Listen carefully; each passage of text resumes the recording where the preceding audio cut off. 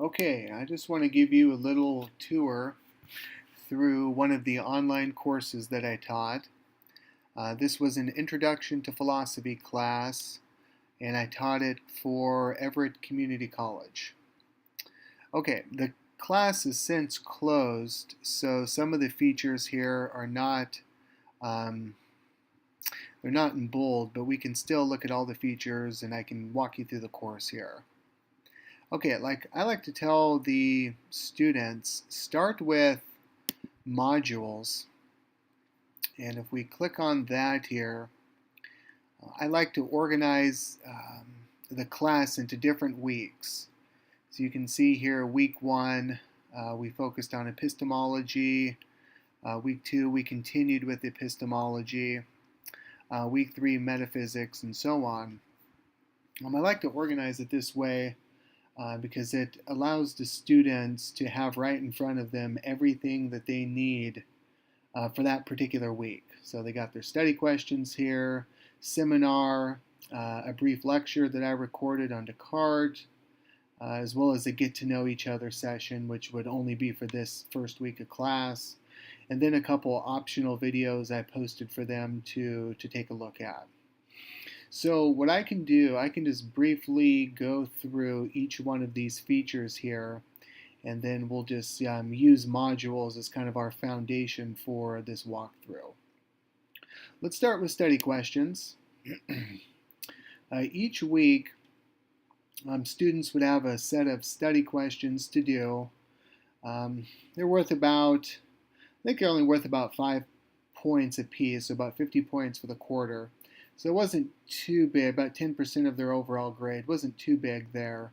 But I found this to be helpful just to give them a guide as to what they should be looking at, what they should be studying.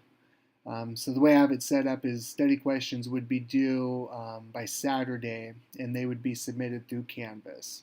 So some terms here for them to be familiar with, as well as 5 questions, so 1 point per question. And just they're pretty broad, pretty general. So if they were reading the textbook and following along, they should be able to answer these questions here. And that's pretty standard for all of my weeks. I'll go back here to modules. For all of my weeks, there are a set of study questions that are due. And those are always due, study questions 4 and so on. They're always due Saturday of each week, so that's a constant for them. The second constant would be weekly seminars. So go ahead and click on that. Okay, so week 1 seminar questions. What I would have them do here, they would have to make 2 discussion posts per week. The first is 250 words, and that would be due by Wednesday. And then they would have to respond to another student's discussion post. And that would be a 250 word response by Saturday. And I like to divide it that way because that forces them to interact with the course material at least by Wednesday of each week. They can't wait until the last day of the week before they start to open up their textbook and to look at some of the course material.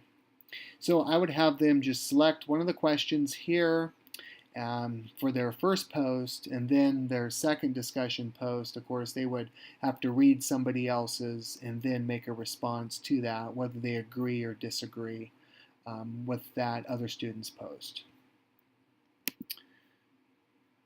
Okay. And like the study questions, that would be a constant. So each week they have their study questions due, they have their seminars each week, and those were worth 20% of their grade, the seminars.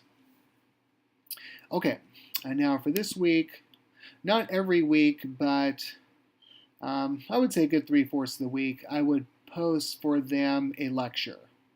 And this week was on Descartes. And these were just PowerPoint lectures that I recorded. We can actually click on this and it will go to the YouTube page. I'll pause it there. But they're PowerPoint discussion, or PowerPoint lectures rather, and these are real similar to what I would give in class.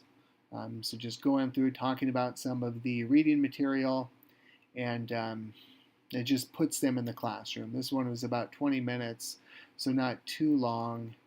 And my goal here with these lectures is just to give them some guidance, point them in the right direction as they're reading this material, maybe make it a little bit easier for them to understand.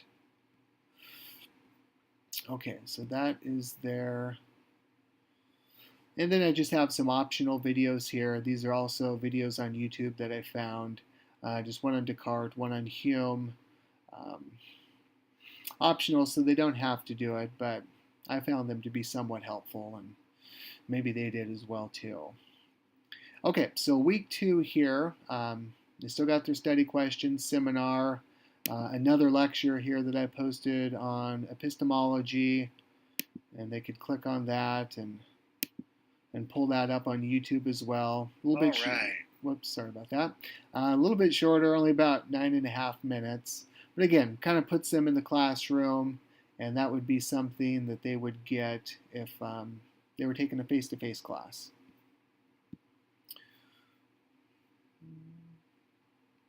And one of the things I would do with those lectures is I would usually put 1 or 2 questions from the lecture into the study questions, which would force them to actually listen to those lectures to be able to answer those questions. Okay, so then week 3, we looked at metaphysics. So you can see your study question seminar would be the same. I have another lecture on Plato's Metaphysics. But for this week, they would have a quiz on epistemology. And for this course, there were 5 quizzes, each one worth 50 points, 25 questions, so 2 points per question. And all of these were multiple choice questions. Okay. So I would open up the exam. Let's see here, it was available April 13th and it closed April 21st. So they would have more than enough time to get in here and to take that exam. So they would have basically all of week 3 to take the epistemology quiz for the first 2 weeks. And as you can see here, I mean, they're just basic questions. Which of the following is an example of an epistemological theory? Rationalist theories of knowledge. There would be some definitions on here. I mean, basically, if they're doing the study questions and reading the material, they're going to be able to do fairly well on these quizzes here. So 25 questions. It's a good way to test their knowledge there. I'd give them a time limit, so they'd have 60 minutes to do that. Even though it says allowed attempts here too, I would only give them 1 attempt. I'm not sure why that comes up. But they'd have a time limit, 1 attempt to do it. And there's 5 of these. So altogether, their quizzes were worth 50% of their grade, 250 points. Okay, so that would be week 3. Week 4, again, study question seminar would be the same. Here, they would have an essay. And for this class, they were required to write 2 reflection essays, roughly 2 to 3 pages in length, double-spaced. Their first essay, which would be this one, they had a choice of writing on either epistemology or metaphysics, and that would have been due April 26. And I provide for them here a series of questions, pretty straightforward, compare and contrast modern epistemologies of rationalism and empiricism, just some factual information, and all of the questions ask them to whether they agree or disagree so that I can get their own input there. So a lot of questions to choose from here. There's actually, it looks like 11 questions for this first essay. I think it's roughly 1 per reading, so they would have a good selection to choose from. And then again, they could choose whether they want to write on epistemology or metaphysics here. Okay, so we can back out of that. Okay, a couple more videos for them that I posted on YouTube. And then we continue here with metaphysics. Like this week here, there was no lecture or video, but they had another quiz on Metaphysics 1. Study question seminar would be the same. And that's kind of the basic pattern for all of these weeks. Question, seminar. Here they got 2 lectures to listen to, plus a brief video on miracles. Week 7,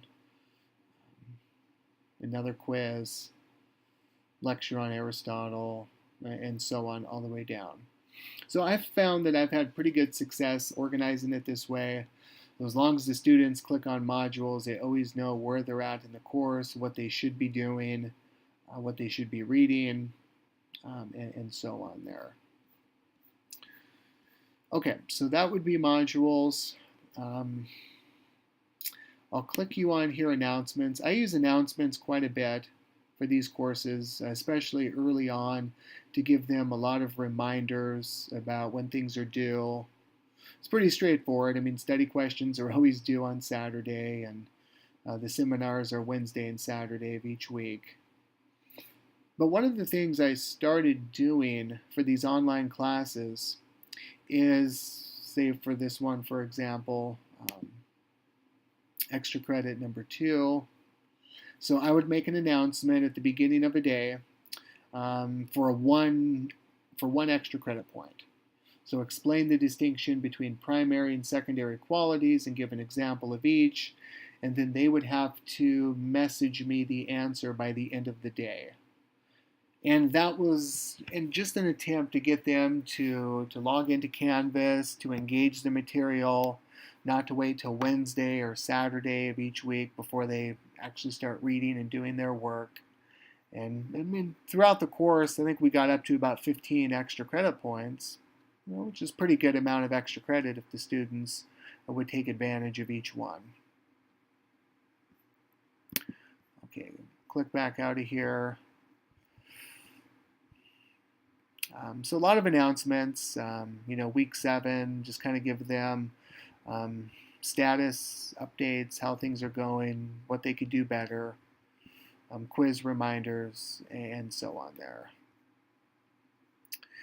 Okay, let's see here. Grades, I'd always post all the grades on Canvas, so that way they know exactly where they're at. You could also find the seminar discussions down here under discussions. So if they wanted to skip and go right to there, they could do that. All of the seminars would show up here.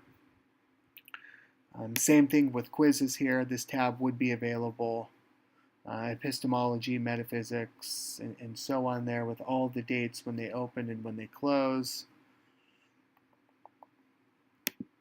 Here we can click on files here. Here they could find a copy of the syllabus.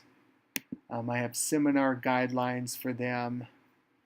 And these are things that I point out the first week of class, what they should be doing, kind of class expectations and so on. It's also laid out in the syllabus as well. But just to reiterate here, seminar guidelines, use proper English, and when things are open, when they're due each week, and so on there. So just to give them a little bit more understanding of what I'm looking for. I have under files as well an example student essay. I found this to be helpful just to give students a good example of what I'm looking for, and they found it to be helpful as well. So that's posted for them. As well as an essay format guidelines here, just what I'm looking for in the essays, essay requirements and so on. Just give them a little idea, just in case they haven't had English, of introduction, thesis statement, body, conclusion, So some of the writing requirements there. So all of this information can be found under Files, and that's all posted for them. Let's see here, Syllabus. Click on that one here. This is another good resource that they can use. So everything here is organized by dates, when things are due. I've had students tell me that they like when things come up here on the syllabus, they know exactly when it's due by and what's expected for that week. Real similar to modules. Okay, let's see. Assignments, we haven't clicked on that one. Yeah, so here everything's just organized according to lectures, quizzes, essays, seminars, study questions. I kind of like this resource on Canvas too. Everything's laid out and organized by different types of assignments. So that's all there. I think that's about it. It's pretty straightforward the way I organize these classes online. Modules is probably the best way to get that layout. But you can see all the different resources I've used and different ways of evaluating student performance, whether it's study questions or seminars or quizzes and essays. Just giving them a good variety of different ways to evaluate them there. So yeah, I hope this was helpful to you and giving you an idea of how I structure and organize my online classes. And if you have any questions, I look forward to answering those at the interview. Okay, thanks a lot.